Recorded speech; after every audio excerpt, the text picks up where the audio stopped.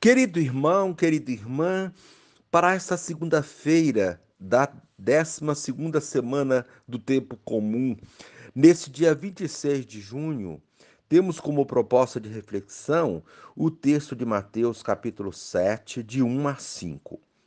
Naquele tempo disse Jesus a seus discípulos: Não julgueis e não sereis julgados, pois vós sereis julgados com o mesmo julgamento com que julgardes e sereis medidos com a mesma medida com que medirdes. Porque observas o cisco no olho do teu irmão e não prestas atenção à trave que está no teu próprio olho? Ou como podes dizer a teu irmão: Deixa-me tirar o cisco do teu olho, quando tu mesmo tens uma trave no teu? Hipócrita, tira primeiro a trave do teu próprio olho, e então enxergarás bem para tirar o cisco do olho do teu irmão. Palavra da salvação. Glória a vós, Senhor. Querido irmão, querida irmã, Jesus se posiciona contra o julgamento arrogante. Trata-se do julgamento que despreza e condena.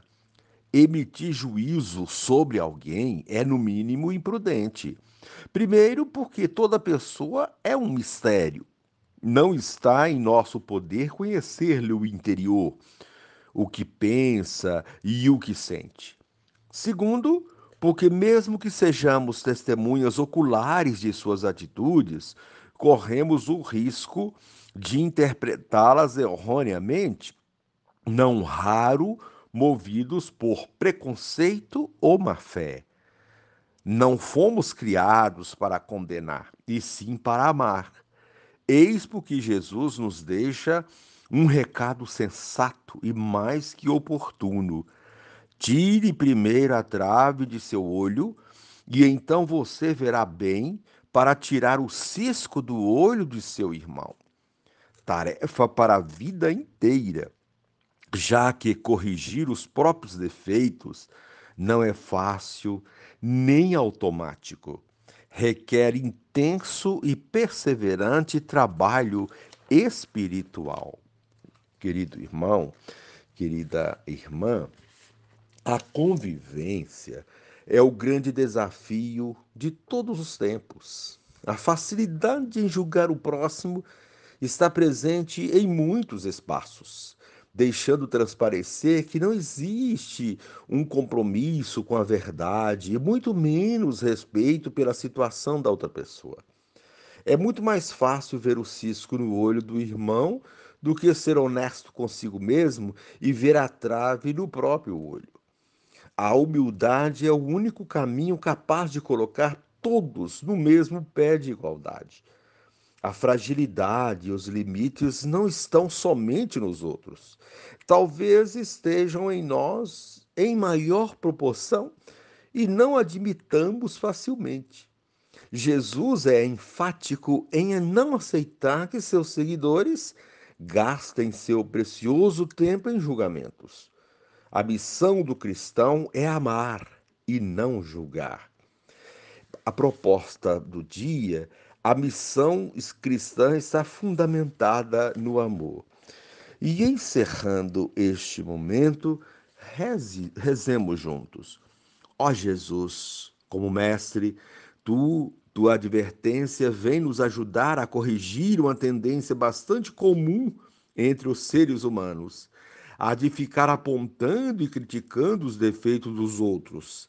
Senhor, tu nos ensinas a prestar atenção primeiramente em nossos próprios defeitos, observar e emendar.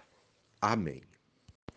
Querido irmão, querida irmã, dando continuidade à reflexão da palavra de Deus, da liturgia desta segunda-feira, da 12ª semana do tempo comum, nesse dia 26 de junho, você poderá acompanhar na sua Bíblia os textos. A primeira leitura, Gênesis capítulo 12, do versículo 1 a 9, o Salmo responsorial, Salmo 32, O Evangelho de Mateus 7, 1 a 5.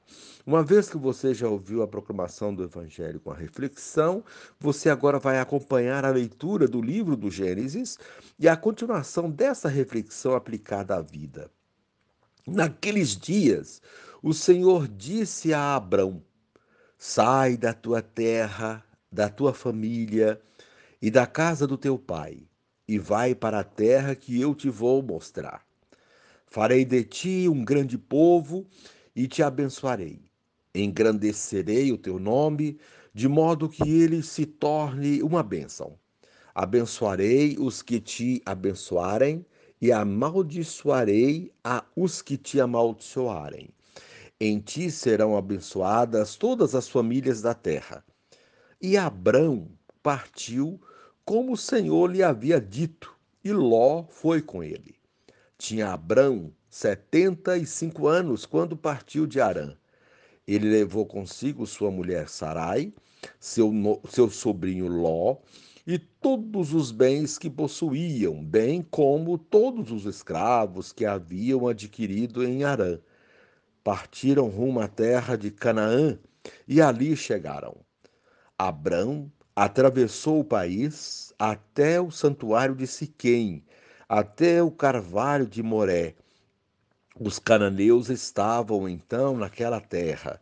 O Senhor apareceu a Abrão e lhe disse: Darei essa terra à tua descendência. Abrão ergueu ali um altar ao Senhor que lhe tinha aparecido. De lá, deslocou-se em direção ao monte que estava a oriente de Betel, onde armou sua tenda com Betel a ocidente e Ai a oriente.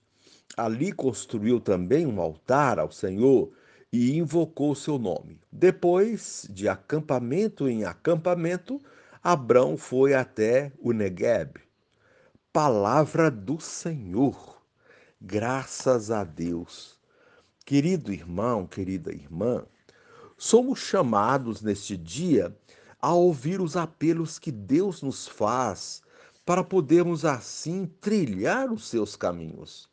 Para isso é preciso disponibilidade, desapego e, sobretudo, não fazer julgamento precipitado de pessoas e situações. Devemos olhar primeiro para dentro de nós mesmos e ver as nossas capacidades e deficiências. Na primeira leitura do livro do Gênesis, Deus chama Abrão e lhe faz uma proposta: sair da sua terra, da sua casa, desapegar-se dos seus bens e pessoas e ir para um lugar desconhecido, com a promessa tentadora de ter terra e descendência numerosa. Para alguém da sua idade, a proposta parecia absurda, mas Abrão acreditou. O exemplo de fé de Abrão é modelo no Antigo Testamento.